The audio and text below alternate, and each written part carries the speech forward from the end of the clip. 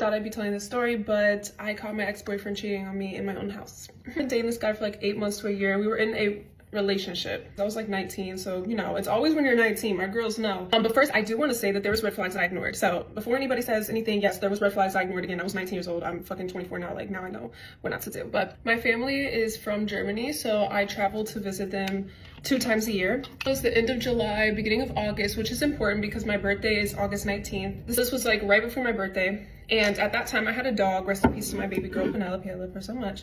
But at that time I had a dog. I didn't really have, honestly, people that I trusted with my dog, nor was I trying to pay for a service to board her. I wasn't able to afford at the time. My boyfriend, I was like, would you be able to, you know, check in on my dog like 2 times a day? He lived in the area, so it was super convenient. You know, here's my keys, just go in, feed my dog, walk her, send me pictures. And while I was visiting my family, he would send me the pictures of my dog on a walk. He would send me videos of them walking. I was like, okay, cool, my dog is good. It was like 6:00 p.m. in New York.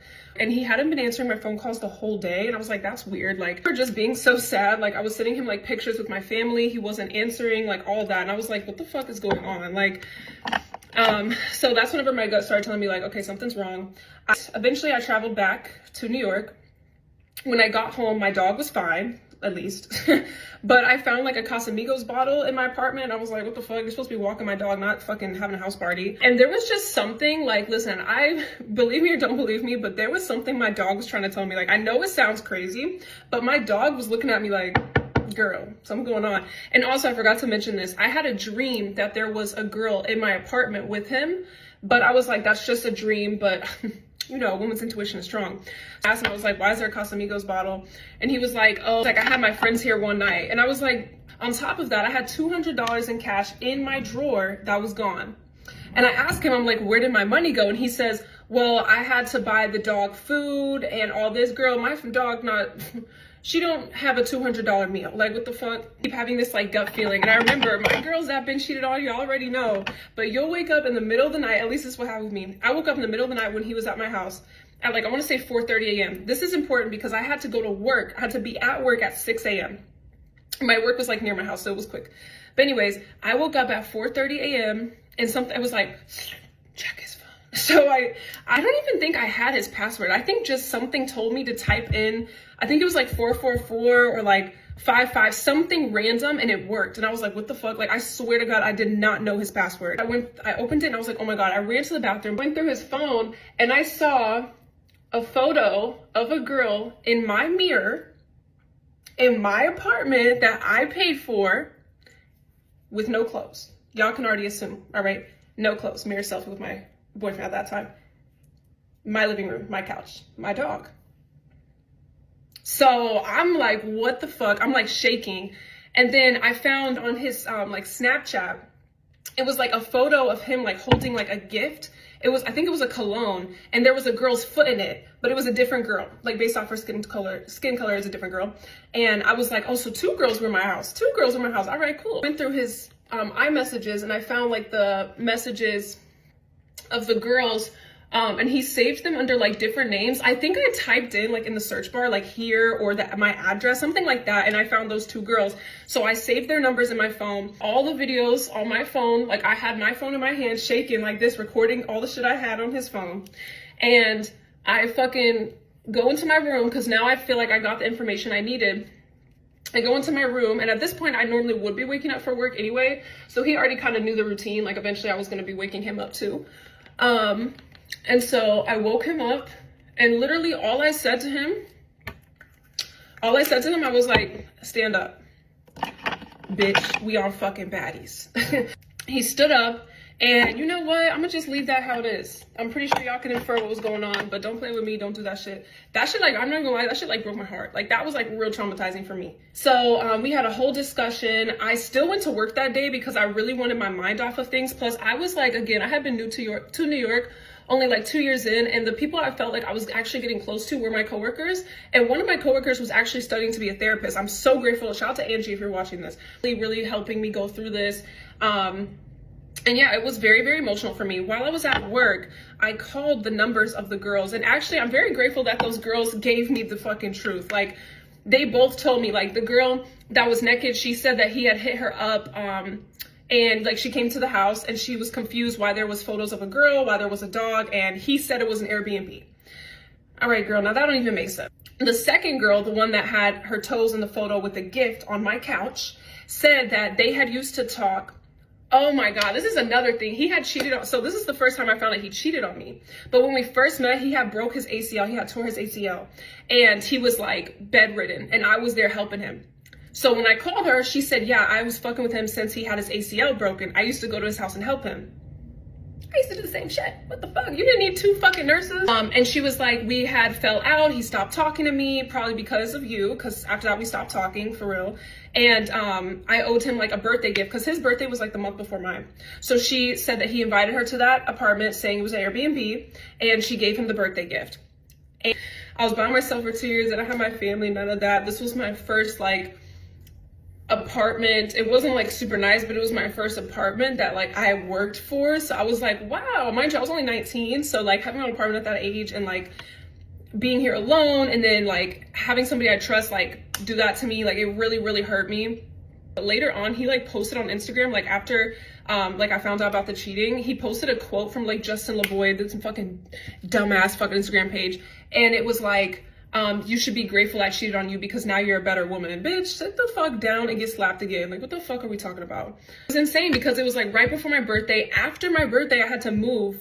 So it was just so much stress. I was going through it. But yes, we did break up.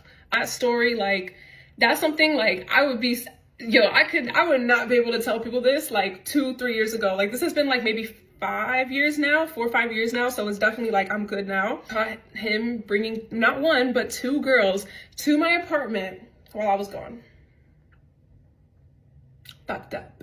Story time about the girl from high school who has been cyber stalking me for the last year and a half, learning a $675 lesson on the freedom of speech. A few years ago, this girl that I went to high school with named Kelly reached out to me and saw that I was doing a bunch of bullet journaling and really big in the journaling community, and she wanted to join in on it. And I said, dude, that's awesome. Come over to my house. I'm only a couple hours away. We'll hang out. I'll give you a bunch of journaling supplies and teach you how to do this. It's not long after that. It's maybe a month before she starts just completely replicating my art. She doesn't just take the advice that I gave her on how to succeed as a journaling influencer on her own. She just starts replicating my art and my likeness to the point where people are starting to send it to me and notice it and call her out for it to me. And I had also noticed at that time that she was buying followers. She still to this day denies that. When I called her out in a DM privately and said, hey, you're buying followers and I can tell, and you're also just replicating my art, you're not getting inspiration, and I don't think that's okay. She just denied everything. She started telling everyone that I was her bully from that moment on. But while she was continuing to tell people that I was her bully and slander me behind the scenes of my own community, she was replicating my art. Meanwhile, this year rolls around and I am hit with a wave of personal things that just took over my life. I ended up stepping away from social media on Mother's Day of this last year because of some things that were going on with my son. It was awful. It was one of the worst moments of my life. My health also took a physical decline at that time. I've been seeing doctors nonstop for my health all year, having heart problems. I step away from the internet. Okay, I'm gone for just a few months. And when I come back, she's still replicating my art that I had made before I left. And I come back to being bullied and harassed by her friends who are now telling me that I deserved to lose custody of my kid and have him taken away. I deserve that, which that's not even what happened. And I just decided to delete my account. The bullying and all of it was just so much that I deleted my 100,000 follower account. I deleted it. I just didn't want to deal with that. I delete that account and I start over and I think, okay, I'm going to start over. I have her blocked on everything. There's no way she's going to keep copying me. There's absolutely no way. She keeps copying me. She does. The reason I reach out to her for the second time in August is because a friend has sent me another screenshot of something that she has directly copied of mine, which is a journal cover. She went out and bought the exact same journal cover that I had. That's one product. And then she went out and bought the exact same iron-on patches that I have. That's a separate product. And then she put them together in a video and called herself Crafty. So I sent her a text and I'm like, dude, seriously, like I have a new account now. Stop. Like this is crazy. Okay, you would think by then she would really stop, right? It gets worse. In September, I released my Sisterhood of the Traveling journal, which a lot of girls on TikTok and Instagram have done in their own little communities. We all create our own little journal and then we send it around to each other so we can create in it. Everyone has been so unique with their journals. You make it based on what you want to see in your own journal, okay? I made mine September. I get a message from my friend who is in the same group as me, sending me the screenshots of Kelly's journal that is an exact replica of mine. After I've wanted nothing to do with you, I've asked you to leave me alone, I've asked you to stop, and then you're going to make a direct replica of my art. You're going to say things like, saw this page everywhere, saw so many people doing it, and it's a direct replica of my art. So I had enough, and I posted a video comparing them and asking people and saying, hey, what do you think? Do you think this is copying, or am I being crazy and this is just inspiration from somebody who hates me? And everybody agreed with me. It's not my problem. Everybody agreed with me. In that moment, instead of her owning up to what she had done of directly copying my work and plagiarizing it, she doubled down and she said, no, I didn't. And then she went down to her local courthouse and tried to file a restraining order on me. The girl who has been stalking me for 1.5 years, directly replicating my art, the things that I put on my walls, the decorations that I put on my fucking walls, man. I buy a coffin shelf, I paint it black, and I put a specific set of figurines in there, and then you have a coffin shelf and you paint it black, and then you put that exact same set of figurines in there. It gets to a point where I don't have to protect you anymore and what the internet is going to come and say to you because of what you have been doing to me. So I now have to drive 2.5 hours away, pay $1,500 to get an attorney, take a day off of work, and go in front of a judge. I didn't say a single word. All my attorney had to say is this is not a base for harassment and stalking, and it does not warrant an order of protection. And it didn't. The judge turned it down immediately, and the judge ordered her to pay my court costs. Because not only have you wasted my time making me drive down here to defend myself over something that never should have even been put in the first place, you've wasted the court's time. Imagine that instead of saying sorry for doing something incredibly traumatizing to another human being, you double down, pretend to be the victim, and then you go after them even harder on the hardest year of their life. All this person would have had to do was apologize to me and say, I'm so sorry I took your work and copied it. I'm so sorry. If she would have admitted that to me and got online and said that, I would have deleted everything. Will this change her behavior? Will her having to pay my attorney fee and my court fees make her stop doing this to me? I have no idea. I really don't think that she thinks she's copying me. I really don't think that she thinks she's doing anything wrong by what she has done. But she truly has traumatized me from the inside out. Being someone who used to be my friend, we grew up together. She was there for the birth of my child. So it's these allegations of bullying are insane. The truth always comes out. The truth will always come out. And I've had nothing to hide or worry about. And the truth came out here. 1.5 years is long enough, and I'm over it, okay? The toll that this has taken on me mentally, it has rewired my brain on a different level. Imagine you've had to actually go to court for a restraining order in the past, and you've had one granted for you because of what someone has done to you. Thank you for the unwavering support from 99.99% of you. I'm going to go take a nap. I'll see you guys later. Welcome to the story time of a girl's trip turned running away in the middle of the night from dangerous people. I called this story What the Helen because, as some of y'all guessed, this took place in Helen, Georgia. So this was our senior year of college, and we decided to go on our fall break trip to somewhere new, and we booked an Airbnb mountain house in Cleveland so that we could take day trips into Helen. And we left on a Thursday, and check-in time was at 3, but we were running late, and so we got to the Airbnb at 4 p.m. When we got to the Airbnb at 4, we pulled up, and our Airbnb was on like the edge of the mountain. So past our Airbnb, there was nothing, but we noticed that there was a van outside of our Airbnb with a middle-aged woman, an old man, and a naked 2-year-old. We kind of rolled down our windows to see what's going on because we're like, where do we park? And so the woman is like, oh, hey, girls, are y'all staying here? We're just the housekeepers. We're finishing up. You park here, blah, blah, blah, blah, blah. And we were like, okay. So we park and we go into our Airbnb and we're like, that's annoying that the house cleaner's still here, but you know, like, whatever, it's not the end of the world. And we don't think anything else of it. And 2 hours later, it's now 6 p.m. and we decide to leave the Airbnb to go get dinner. We leave the Airbnb and hike up the hill to get to where our car is, and they're still there. And so at that point, I'm like, all right, if you're going to hang around, what's your name? And she's like, oh, I'm Christy. And we're like, Christy, what are you still doing here? And she's like, oh, I'm finishing up. I'll get out your hair. No worries. Blah, blah, blah, blah, blah. But then she's like, oh, you girls are gorgeous. And I have a son around y'all's age, and he's got some friends. And if you want me to send them over tomorrow and hang out with y'all, just let me know. Like, he's really handsome. His dad's a pastor. He wouldn't do anything to you.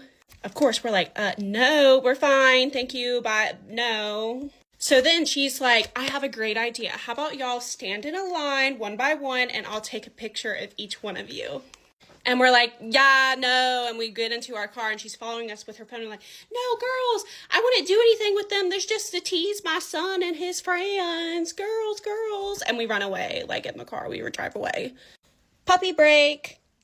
We were like, that was really weird and uncomfortable and sketchy, but maybe she just has bad boundaries. And, you know, we're dumb college girls. We're 21. We paid a lot of money to be there. We were like, whatever, we're going to stay. We're going to tough it out. You know, don't judge. We were dumb. We're 25 now. We're different. The next day, we do not see them. And then Saturday happens and we're like, let's have a spooky day. It's October. And so we went to Babyland, which is a Cabbage Patch museum that's free and very spooky, not on purpose, but just very spooky vibes. And then we went to a haunted corn maze, and that was very spooky and fun as well. So it's now 9:30 p.m. when we get back to our Airbnb, and one of my friends points out, guys, there's people in our yard of the Airbnb because we see flashlights moving around. And then we notice Christy's van and a truck. And then we roll down the window and we're like, Christy. And she's like, oh, it's the girls. The girls are here. And she comes up the mountain with several men that we do not know. So then we're like, Christy, what are you doing here? And she's like, oh, I'm just doing some yard work. I'm finishing up. No worries, girl. We're finishing up. We're leaving soon. And we're like, yeah, you need to leave, you know? And so there's parked where we're supposed to be parked. And so we don't know where to park. So she leads us to like the edge of the mountain and it's like, park here. And we see her bend down and like around our tire area. And I was like, maybe she's putting a rock. So like, to keep our car. So I don't know. So then we get to our Airbnb down that hill and we notice it's unlocked.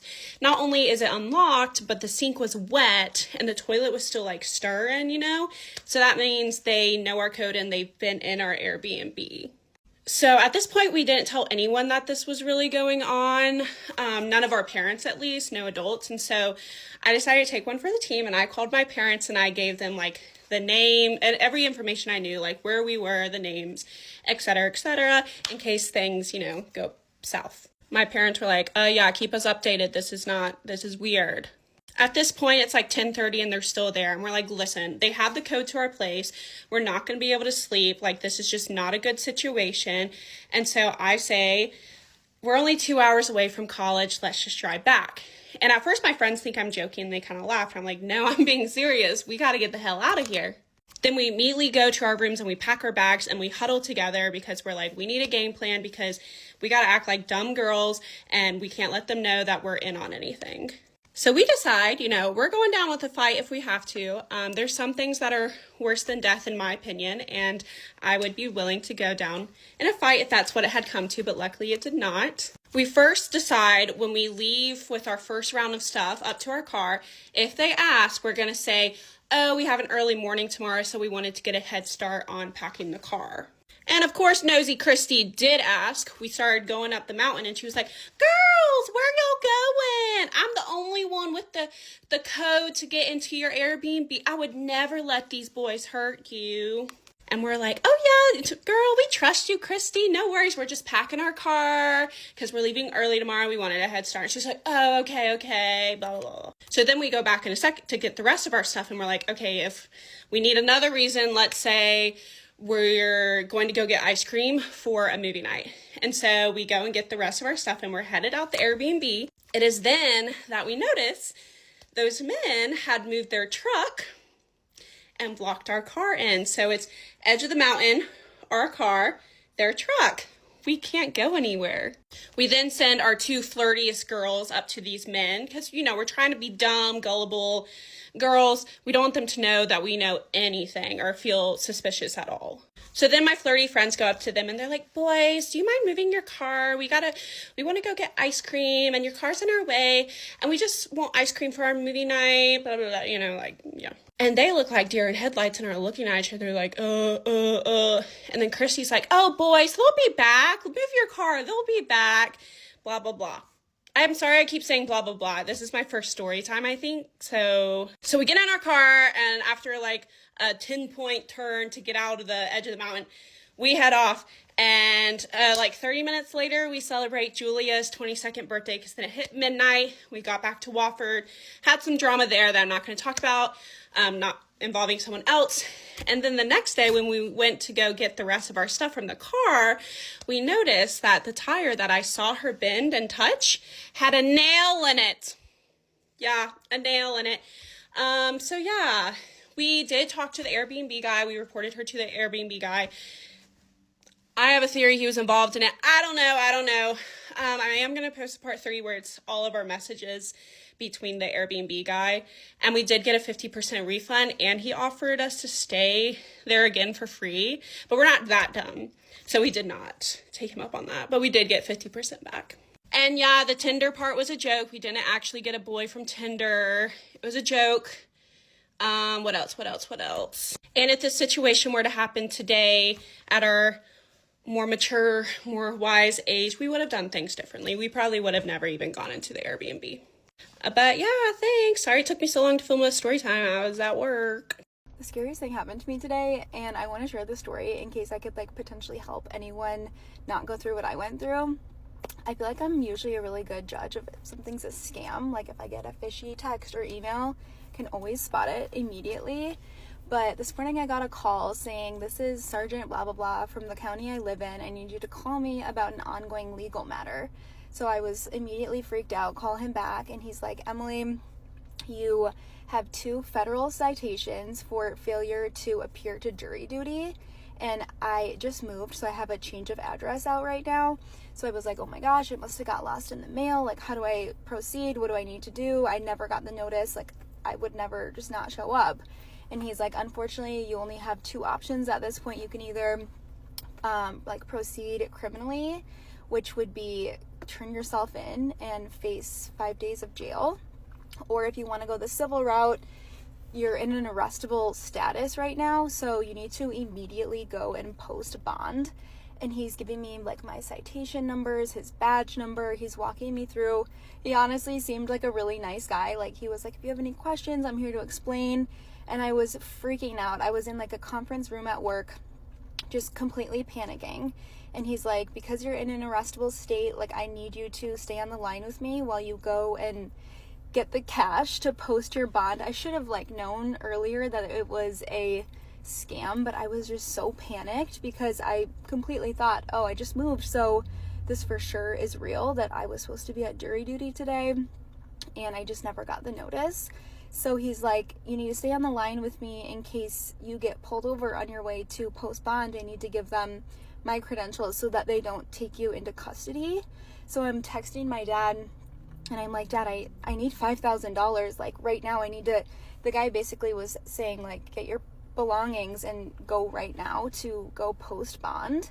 So I am texting my dad like, Dad, oh my God, like I'm gonna go to jail. I'm freaking out. And the guy wants to stay on the line with me. So I'm like, I can't call my dad. I did not know what to do other than like go handle this immediately. So luckily I told the guy, I'm like, I need a minute here. Like, this is really freaking me out. I need a minute. So I got up and walked over to my boss. I immediately started crying to him, and I was like, I need your advice. Like, I don't know what to do right now. So I had the guy on mute when I said that. And then he like said something to me. So I unmuted him and I go, can you repeat that? And he was on speaker with my boss. And once he heard my boss's voice in the background, and I don't know if he said something like, is it a scam? The guy just immediately disconnected. So he had given me like an address and an amount of cash I needed. So all day I've been thinking about like what would have happened had I gone and gotten this cash and went to the address that he gave me with cash in my hand while on the phone with this guy. Like, I feel like something way worse could have happened. I did like report it to my county because he gave an actual officer's name. It was just so scary, and I hope that someone can see this and not fall for the scam as hard as I did. Yeah, I guess that's just my PSA. I feel like most people know when something's a scam, but this one just felt so real, and like he got me into such a panic state that I was like, okay, I'll do whatever you need me to do. So this is your warning. If you get a voicemail from your county that you have federal citations, you can hang up and you can confirm with the county that this is a real situation. They say they need to stay on the line with you. You don't need to do that. Just try to remain calm. But yeah, just a PSA. Story time of how I found out the guy I was dating was actually a girl. Let's get into it. So I meet this dude on Tumblr in probably like 2009. I find out that my parents are moving us from Southern California to Utah. I don't know anybody in Utah. I meet this guy on Tumblr. He's like, I live in Salt Lake City. I'm like, wow. So we get to talking. We keep talking, we end up like falling in love with each other. I'm 15, okay? That's also important here. We talk for a long time. We talk for probably like 8 or 9 months before I actually move out to Utah. I obviously lie and tell my parents that I've already met him snowboarding. Lie. I go to meet up with him. He's being like kind of weird beforehand, but he does meet up with me, and he doesn't look like anything that his pictures looked like that he showed me and that he's been sending me for the past 9 months. I just turned 16. We had just moved to Utah. I don't know anybody here. I don't have any friends here. I'm literally alone. I somehow forgive this man for just straight up lying about his appearance. He's like, I just was so worried, and like I figured if I didn't look like a certain way, like you wouldn't want me, and like whatever, right? And I forgive him. Don't ask me why. So months and months and months go by. He never wants to meet my parents. He never brings me around his, but we're young, we're 16, right? I'm like, okay, but he also like never wants to bring me around his friends, and I in turn, I don't have any friends, okay? Like I said, I just moved to Utah. I have no friends to bring him around. He doesn't bring me around any of his, and at a point I was just kind of like, this is so weird. Like, why don't you bring me around anybody? Like, are you ashamed of me? He's like, of course I'm not ashamed of you. Let's go hang out with my friend Shadow this weekend. So we go and we hang out with his friend that weekend. I guess I'm dropping names. I was gonna disguise them, but it really doesn't matter. Who would even know, right? Anyway, so we're 16, months are going by. I'm kind of like a little scandalous. I'm like kind of wanting to like do things with my boyfriend or whatever. And he is like acting like I'm a stand-up man, so like we're not gonna be doing any of that like sexual stuff. And I'm really like, oh, he's like so respectful and like wants to wait, and like honestly, like I love that. But the first like really major thing that happened is we were driving by his high school in Salt Lake City. By the way, he also told me that he like played basketball, was on the basketball team at his high school, but I wasn't allowed to go to any of the games because his parents couldn't know that he had a girlfriend because he wasn't allowed to have a girlfriend during basketball season. Literally sounds like it was written by a Disney movie. So it's like a weekend and we're up in Salt Lake and we're driving past his high school and there's like a group of girls outside. They're like, hey, Elle, and he like waves back.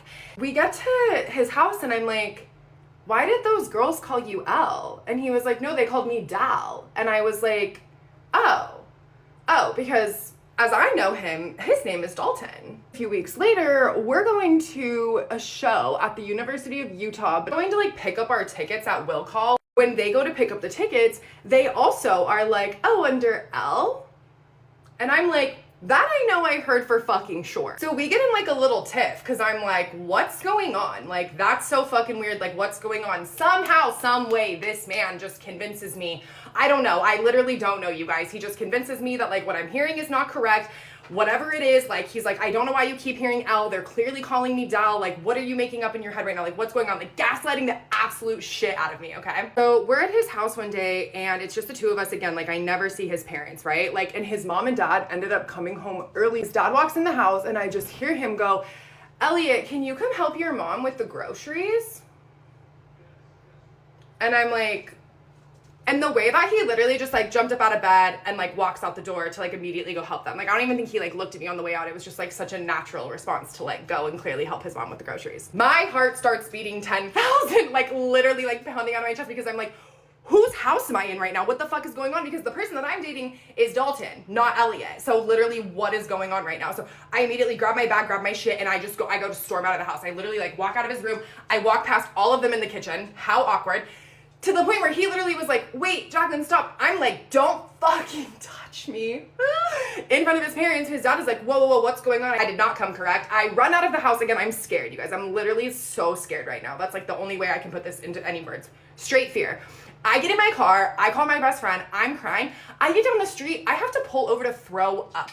That is how scared I am, okay? Long story short, he was not a serial killer, but what he was a girl. She's going to school. She's on the girls basketball team, grew up a girl, always a girl. You guys, I literally can't explain to you, like, that I truly wouldn't have known, because one, I never saw her undressed.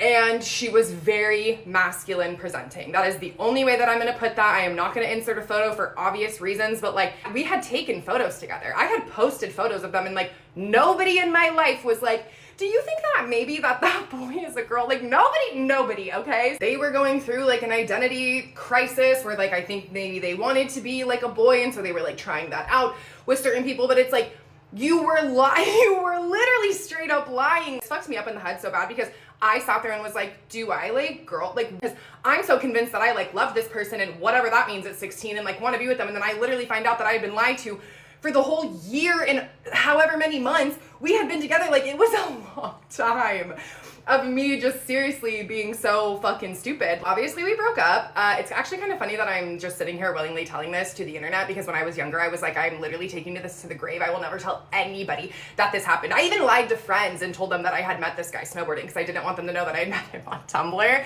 But let this be a tale to all of why you don't meet people on the internet, or if you do now in this day and age, just do your due diligence and don't be an idiot like I was. Okay, I have another divorce story for you guys. So when my ex got arrested, he obviously, like, we had a phone plan together, right? So I am paying on this phone plan, and after, let's see, he got arrested in June, July, August, September, October. 4 months after he was arrested, I was like, listen, I can't be paying for your phone bill while you're in prison. It doesn't make sense. Like, the cops have your phone. It's not being used. Like, there's no reason to keep paying on your phone right now. And so he's like, okay, well, why don't you call T-Mobile and see if they can like suspend my line or something. So I did that. I called T-Mobile and I was like, hey, here's the deal. He's in prison. Like, is there anything you guys can do to make it so we don't have to pay for this line that's not being used? They're like, yeah, we can do a suspension for 90 days. And then you guys either have to call us and restore it, or it will stay canceled. And like, you'll lose the number, everything like that. So I was like, okay, I made the executive decision. Like, let's do it, because I don't want to keep paying for his phone line. Like, it's ridiculous. It was like almost $300 a month that I'm paying for these phones that, I mean, I went from having a two-income household to a one overnight. And so I was like, I just can't keep doing it. So I canceled it, and I told him, and he's like, hey, well, you need to be sure to, like, reinstate my phone number when the time comes. Well, yeah, I didn't do that because he kept thinking he was going to be getting out, and so that's why he wanted it reinstated. He had been not sentenced at this point, but he had been, he had like his pre-trial conference. Like, he was not getting out. There was no chance he was getting out anytime soon, so I didn't reinstate his phone number. Like, you can get a new phone number when you get out. I'm not going to pay for it. So Also, our plan was on a plan with his friend. So like his friend joined our phone plan, and so it was like the 3 lines together. So I never like reinstated my ex's number, but we did still have to keep paying like his installment for his device, right? So I was still paying that. So I saved like a certain amount of money by canceling his service, but I still had to pay like the $60 something a month for his installment plan with his device. So I was paying that, and once I filed for divorce, I had reached out to his friend on the phone plan, and I said, hey, by this date, I can't remember exactly what date I gave, but I was like, by this date, I'm going to be moving to my mom's phone plan. So I'm going to be essentially like demolishing our plan outside of my ex's line. So I was like, you can work that out with my ex, get on your own plan. Like, I'm just giving you a solid heads up so that you have time to figure out what you're going to do. And he had a girlfriend that he was serious with for a while. He had family, so I'm sure he was able to jump onto somebody else's plan, but I wanted him to like not be caught off guard. So I also told my ex and his dad what my plan was. I gave them the notice. I said, my plan is I'm going to be paying off my device in full, and I'm going to be transferring my line over to my mom. So there won't be any charges. I'll make sure that the bill's paid, but I'm moving my line over and paying my device, the balance off in full. And they said, okay. So that happens. I get it all moved over. And then my ex's dad reaches out to me and is like, Peter, there's a balance on the T-Mobile account. I'm like, yeah, that's his device. I'm not paying off his device. And I don't know what went on outside of that, but I just basically told him, like, I'm not paying off Peter's device. Like, it's not even in, like, it's still in police custody. It's not my device. Like, I have my device. I filed for divorce. Like, I don't, like, his debt can stay with him.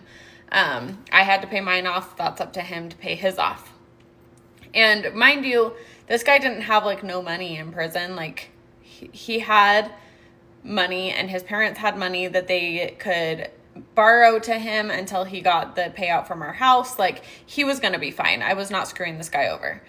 So I was very communicative about everything. I have text proof showing like what the plan was, giving them ample notice. Well, 6 months later down the line, I'm trying to get him to pay for our house cleaning, like half of the house cleaning and half of the carpet cleaning that I paid for our move out from our house.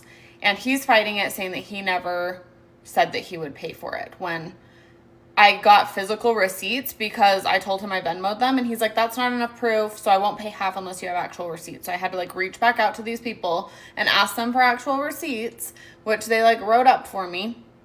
But then when I'm requesting the money, because he's like, I won't pay for it until the house sells. So I was out that money for 6 months until the house sold. And then when I came back to collect his half, he completely denied that he ever agreed to that. So, and then he went off like while I was like, hey, you're going back on your word. Like, so you're saying that I can't trust your word, obviously, because I'm going to have to start, you know, making sure that I take all these extra steps to make sure that you keep your word, which is ridiculous, but sure, I'll start doing that. But in that conversation, he's like, well, you want to talk about screwing me over? You screwed me over, and now my credit is all messed up because you left a balance on T-Mobile. I told you what that balance was. That was your device. I'm not paying for your device. Like, are you serious? Like, like, someone please. It just, like I keep saying, like, just doesn't make sense. The math ain't mathin'. It's not like I abandoned my portion of the phone bill for him to pay. I communicated up front what my plan was, told him I was getting off of it, paid my part, told them that there would be a balance. I even said what the balance of his device was. It was like $300. Like, just get rid of it. I mean, I don't know what to tell you. And yeah, your credit's probably not going to be the greatest when you're in prison and you have debts. Like, I'm not sure how that all goes. Like, that's for him to figure out. So that happened.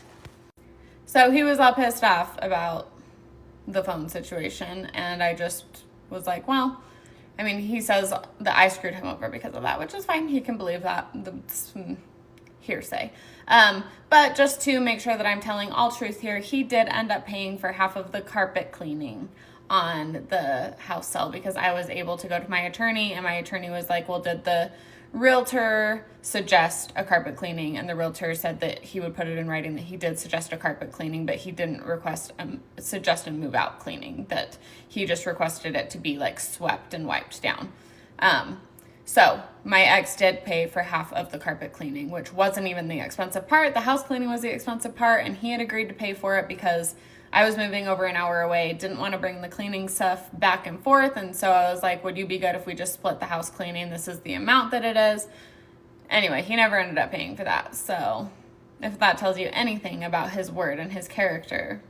Spend the night with me as a 6-year-old teen mom where I explained to you how I found out I was pregnant at 15 years old. So basically, me and my friends, my 2 best friends at the time, were planning to have a sleepover, and I just happened to look at my flow out, and it said I was 8 days late. So I texted my best friend before she came over, and I was like, hey, I'm 8 days late, might need to buy a test, jokingly. So when her and my other friend came to my house, we went to the Dollar General and went and got a pack of 2 tests, and I waited until my mom went to bed to take them, and as soon as I put it into the beat, it popped up positive. Literally as soon as I put it in the beat. But I was in such big denial. I made my friend take the other test in the pack, and obviously hers came back negative, and so then we went back to Dollar General before it closed, and we bought 5 more tests. So obviously all those tests ended up coming back positive, and I was just in such denial about it. Like, I just still did not believe I was pregnant for some reason. I just didn't believe it. So I did not end up telling my mom, and the next weekend one of my friends came over again, and we went and we got another test, and actually we got 2, and they came back positive. And so we came up with this plan that her dad's friend was going to take me to this place called the Open Door. And if you don't know what that is, it's basically this place where you can get like free pregnancy tests, free ultrasound, stuff like that. And so we planned that. I went over to her house, and so then I got an ultrasound, and of course there was little Kinley's heartbeat.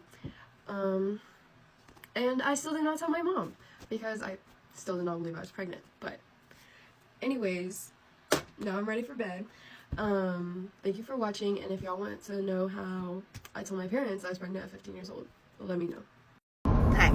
I actually want to talk about something crazy and weird that happened to me and my daughter last night in Target, and just see if you all think it is just as weird as I do, or if I'm just a nervous Nelly of a parent. But anyways, we finish up at Target, and we use the bathroom before we're gonna leave. My daughter does not have to use the bathroom, but I do. So my daughter waits at the entrance of the bathroom. She's in the bathroom, okay? But she's in the entrance. So from where I am in my stall, she's probably about 7 feet away from me. Shortly after I enter the stall, someone else comes into the bathroom and starts talking to my daughter. And I swear I hear this person say, this person's at the sink, okay? So the distance between me and the person is probably about 3 feet. And so this person is actually closer to my daughter than I am. And I swear I hear this person say, "You should leave the bathroom." And instantly a red flag peaked. And I call out to my daughter, I say her name, and I say, like, "Don't talk to my daughter." And then I call her. So as soon as I say my daughter's name, this person talks back and says, repeats her name and says, "Ooh, I like that name." And it sounded so sinister to me. It wasn't like, "Oh, what a cute name." No, it was like, "Oh, I like that name." And so then I tell my daughter, "Get over here now. I need to see your feet the entire time." And so my daughter comes over, I see her feet, and I hear the lady say, "Oh, that's good." And then instantly I open up the stall and I pull her in, and I'm like mid going to the bathroom. It was horrifyingly weird to me. I just had like, oh, you know? And then we finish up in the bathroom and we're walking toward the exit, and I see her because I had seen a portion of her when I shut my stall door or whatever.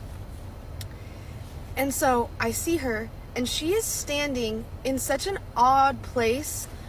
She's standing in front of two other men, and she's talking to them. But like, I can't walk around her. I literally, in order to get to the exit, I have to walk in between these three people. But the weirdest thing happens. She says to these men, "Have you seen any bears around here?" We're in a city. We're in a Target. What? That is so weird. And I make eye contact with one of the men. He looks at me and he responds to the woman. He says, "No, we haven't seen any around here lately." And I'm like, lately? When have you ever? It just, to me, I'm sorry, but to me, it sounded like code talk. It sounded like, and this is where I feel like maybe a little paranoid, but I feel like maybe that was a trafficking situation. So we were getting like, potentially we were targets, you know? And when this person in the bathroom realized that I was not someone to be messing with, she left, and her code word was like, "Have you seen any bears around here?" Like, maybe that's code for like, "This isn't the one," or "Have you seen any others?" And then the dude's response being, "I haven't seen any lately." I wonder if that was code for like, "Let's go somewhere else," or not these people. Either way, it was the creepiest. I told my fiance about it afterward, and he was like, "Okay, well, we need to get you some pepper spray so that you always have something on you." It was insane, and I felt horribly uncomfortable. I had a really big talk with my daughter afterward about like gut feelings, intuition, staying away from weird people, not talking to weird people, all of it. And now I'm on high alert. Like, it just freaked me out. So what do you think?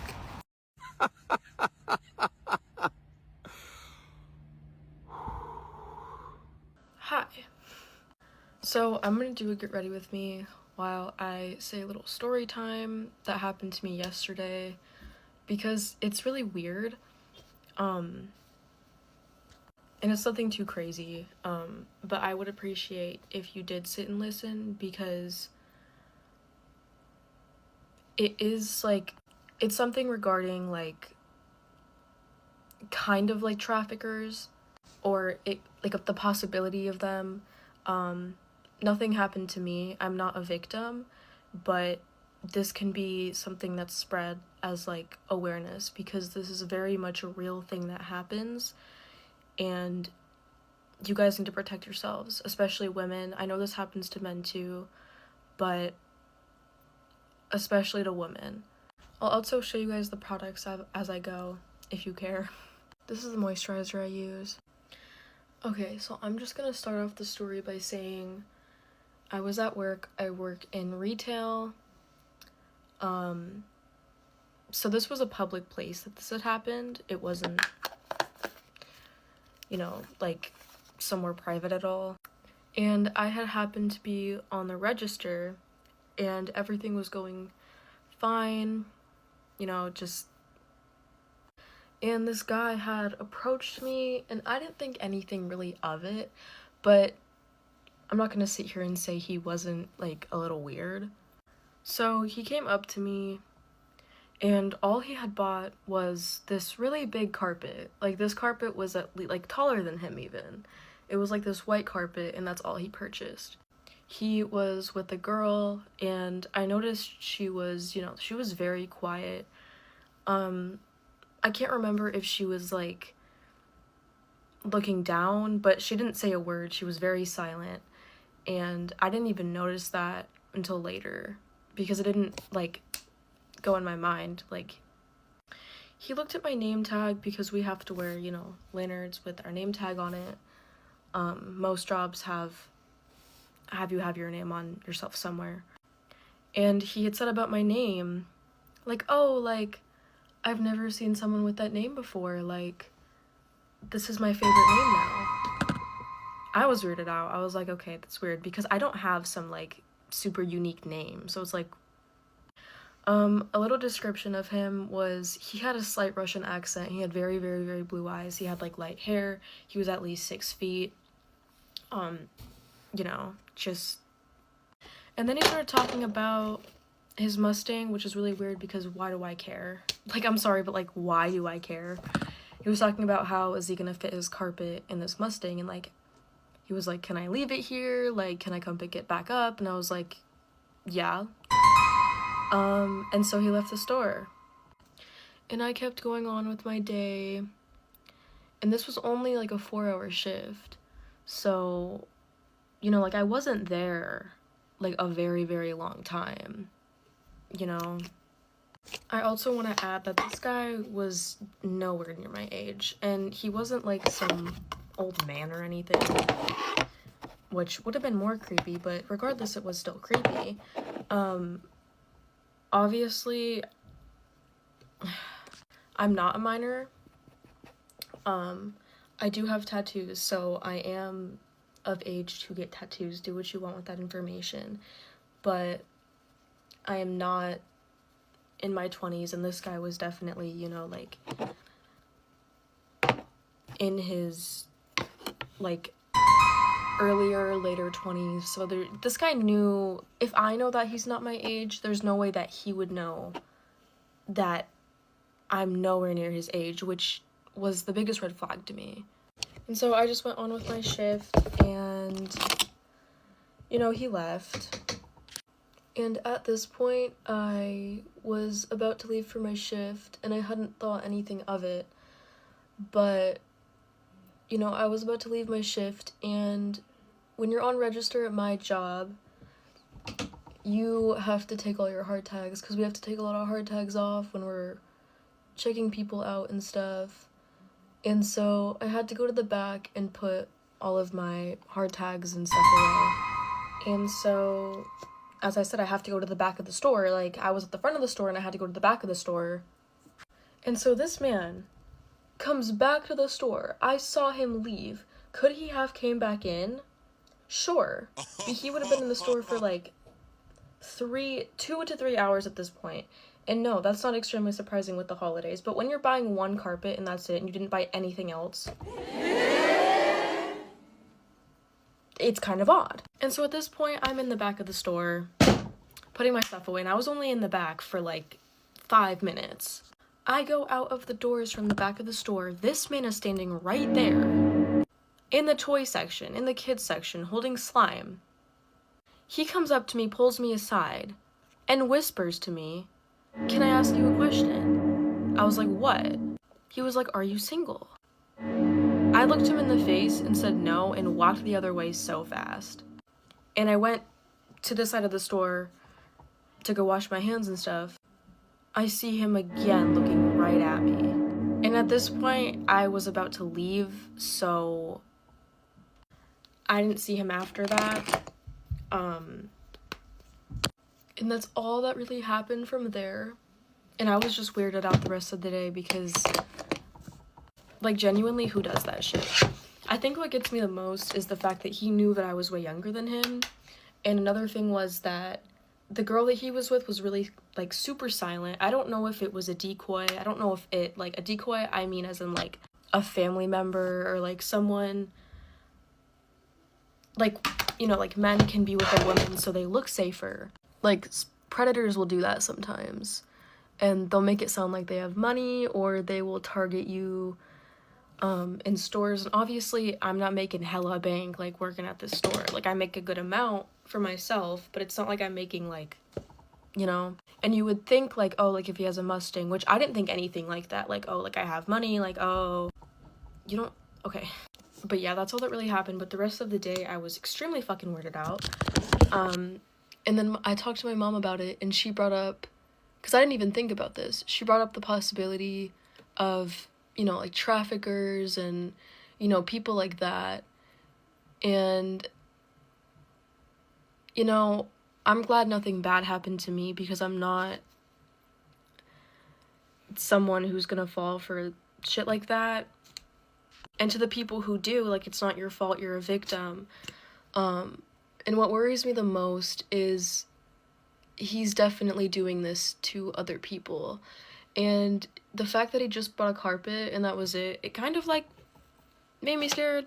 And so I just wanted to make this video to share that, and I'm very thankful nothing happened to me, but this can happen to anybody, and that could have been the start to something. And my biggest worry was that he's going to do this to somebody else, and they're not going to be aware that this could potentially be a bad person. And did something happen to me? No. But I can tell the difference between my intuition and just having straight up anxiety. And this was not just me having anxiety, and I struggle really bad with anxiety. So this was not something that I was just like, you know, like, it was weird. Like, coming to the back of the store, coming to the store 2 hours later, like, it was as if he was trying to find me. I don't know.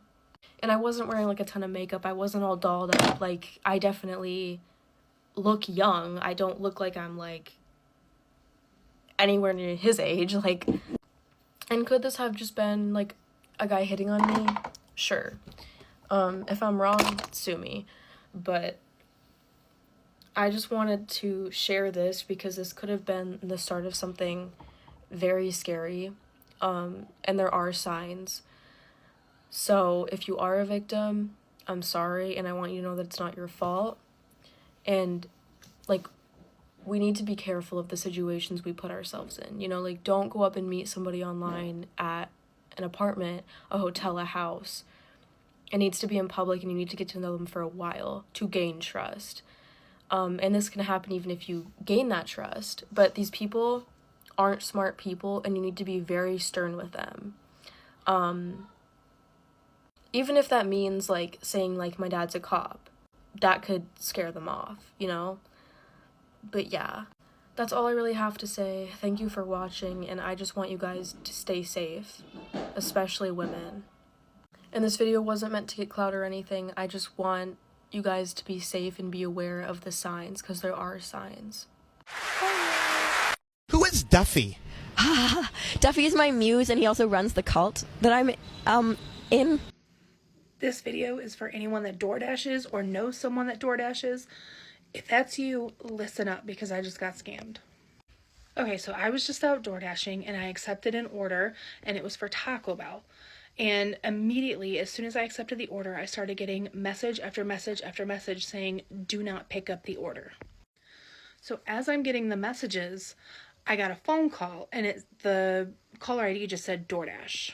And it didn't register at the time. It should have, but I was driving, and the pre-recorded message came on that said that I was being connected to the customer. But when the call was connected, the person on the other end said that they were DoorDash support and that they needed to cancel the order because the customer was using a stolen debit card and they used abusive language in text messages. So this person was very good. They said that I needed to unassign the order. They walked me through every single step I needed to take. They knew every button I needed to push, where I needed to find it, and they had me unassign the order and then end my dash. And then they said that they needed to verify my account so that I could be paid for the time that I was on the order. So they told me to pull over so that I wasn't driving while I was doing all of this. And they asked me all the normal questions that DoorDash support asks to verify the account. They asked for my phone number, they asked for my email, and they asked for the spelling and all that. So I thought it was DoorDash support. I shouldn't have fallen for it. I know better. But then they sent me a code to verify my phone number. And once again, I should have known better, but it didn't register that this was not DoorDash support. As soon as they got the code, the call dropped. So I immediately called DoorDash support back so that I could figure out what the heck was going on. And then I noticed I got an email that said that there was a new login to my DoorDash. And when I got a hold of DoorDash support, they said that there was no record of any support agent calling me or anything about unassigning the order or any case open about the customer using a stolen debit card. So obviously, I immediately went, if you DoorDash, you know that your payout card is linked to your Dasher account. So if somebody logs into that, they have access to your card and all of your money. So I immediately went and transferred the money out of that account, reported my card as stolen, changed my password, did all that, and then I called support 2 more times to try to get this customer's account banned so they couldn't do it anymore, and DoorDash said that they couldn't ban the account. So I am just on here trying to warn everybody, since this account can't be banned, and I don't know if this is something new that there's a lot of people doing or what's going on, but if these accounts aren't getting banned, I just want to make sure that people know that this is happening. So good luck out there, stay safe, and don't be an idiot like me, I guess.